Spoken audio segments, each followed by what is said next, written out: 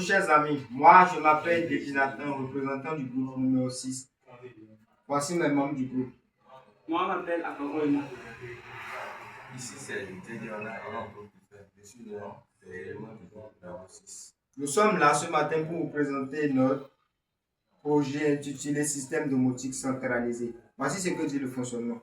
Ok, je vais essayer de présenter le fonctionnement de notre projet. D'abord, les modules utilisés: relais, lampe et prise, télécommande IR, moteur DC 5 volts. Fonctionnement: le système reçoit des commandes sans fil via une télécommande infrarouge standard. Chaque touche de la télécommande est programmée pour contrôler un appareil spécifique de la maison. Le récepteur IR capte les signaux envoyés et le microcontrôleur décode le code unique de chaque touche. En fonction du code reçu, le système active ou désactive les relais correspondants. Une touche pour allumer, éteindre la lampe, une autre pour la prise électrique et une troisième pour le ventilateur représenté par le moteur DC 5 volts. Chaque appui sur une touche bascule l'état de l'appareil on si éteint, off si allumé. Ok, une fois après avoir présenté le fonctionnement, ici maintenant on va attaquer à la présentation de notre projet. Ici maintenant, dans le cadre de notre formation, nous sommes à la fin de notre formation. Et dans le cadre de notre projet de fin de formation, moi et mon équipe ici présente devant vous avons conçu et réalisé un système domotique centralisé intelligent, capable de commander des équipements électriques domestiques à longue distance à l'aide d'une télécommande que voici. Ici maintenant, comment notre projet fonctionne? Ce système est composé d'un relais, des lampes, une prise et un moteur DC. Maintenant, pour la commande,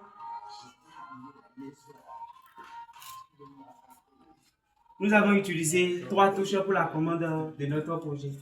La première touche numéro 1 sur la télécommande que voici pour allumer la lampe. La deuxième touche pour commander la prise et la troisième touche pour la commande du moteur DC.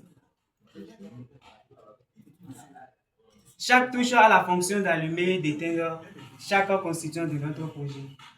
Ici, voici maintenant notre récepteur IR qui est ici a la capacité de recevoir des codes ou bien des signaux envoyés par la télécommande afin de permettre au microcontrôleur qui est sur notre carte Arduino à présent à l'intérieur de notre projet. Et ce microprocesseur arrive à transférer ou bien à permettre à lire ou à transférer les codes ou les signaux envoyés par la télécommande afin d'agir sur chaque constituant de notre projet et permettre l'allumage ou bien la commande de tel élément. Ici maintenant, lorsqu'on appuie sur la touche numéro 1, on va constater que notre lampe s'allume. Maintenant, après avoir réappuyé sur la touche numéro 1, on va constater que notre lampe serait éteinte. Et bien de même, si on appuie sur la touche numéro 2, on va constater que quoi? Notre téléphone qui est branché directement à la prise ici serait en charge, alimenté.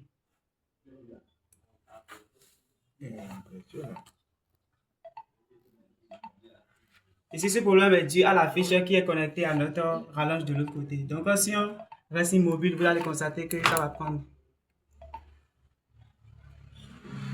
Maintenant, si on réappuie sur notre touche numéro 2, vous allez constater que quoi?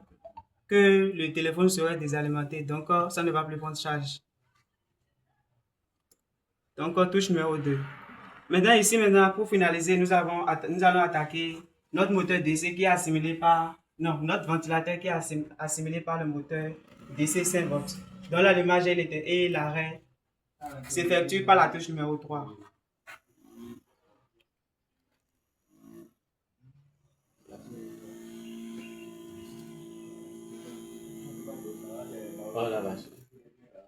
C'est ça. Vous allez constater que lorsqu'on essaie d'éteindre le moteur, le tout s'éteint parce que la carte Arduino n'a pas la force de pouvoir supporter tout. Donc, dans les installations, pour pouvoir faire ça à un client ou à quelqu'un ou à une entreprise, nous allons proposer la carte ESP pour pouvoir le faire parce que la carte Arduino n'a pas assez de force pour supporter les 3 éléments. Parce que le moteur demande assez de courant pour pouvoir fonctionner.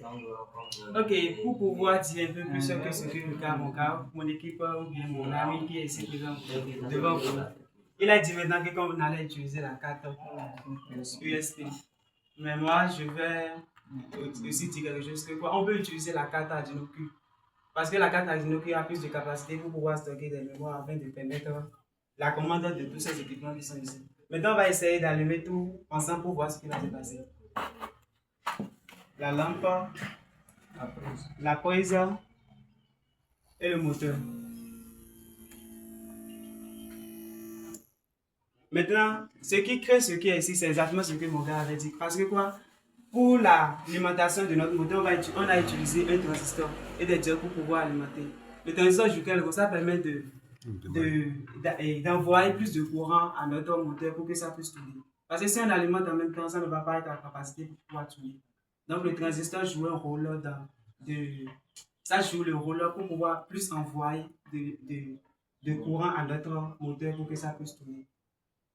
Donc si on met tout ensemble pour pouvoir éteindre, on va constater quoi, ou bien dans ce cas, on va constater que quoi, que tous nos composants, ou bien tous les équipements électriques qui seront ici seront à l'arrêt en même temps. C'est dû à la capacité de notre carte Arduino qui est à l'intérieur. Donc on pouvait utiliser la carte Arduino Q pour pouvoir donner plus d'énergie ou bien de capacité à nos équipements. Je ne sais pas si mon ami qui est de l'autre côté a quelques mots à dire. Ok, donc nous sommes à la fin de notre présentation. Donc notre projet est basé sur la télécommande qui est le récepteur IR qui reçoit des signaux envoyés par la télécommande que voici devant vous.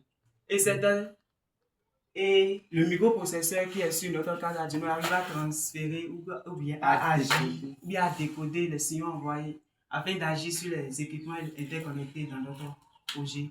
Donc, merci beaucoup à vous. Merci, chers amis. Nous sommes à la fin de la présentation de notre projet. Nous attendons vos questions et vos suggestions. Merci. Quelqu'un a des suggestions ou des questions? Et la question? Je voulais demander, et si on utilisait une source extérieure pour le moteur DC, ça pourrait éviter ce problème où tout s'éteint lorsque vous alimentez tout à la fois? Ok, pour répondre à ta préoccupation, je vais dire que quoi? Si on a essayé d'utiliser une source externe DC pour pouvoir alimenter le moteur, mais ça a refusé. Ça a refusé. Ça n'a pas marché. Et pourquoi?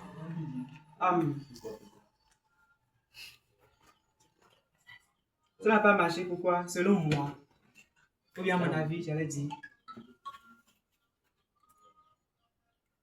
le courant, ou bien la pile, si on utilise la pile plate, le courant que notre moteur demande pour pouvoir tourner, il se peut que quoi? Que le courant là, que ça ne reçoit pas totalement l'intensité nominale pour pouvoir tourner. Ce que je peux dire. Si mes amis ont quelque chose à dire, ils arrivent. Donc ça veut dire que la puissance de la pile plate n'atteint pas la puissance du moteur, c'est ça?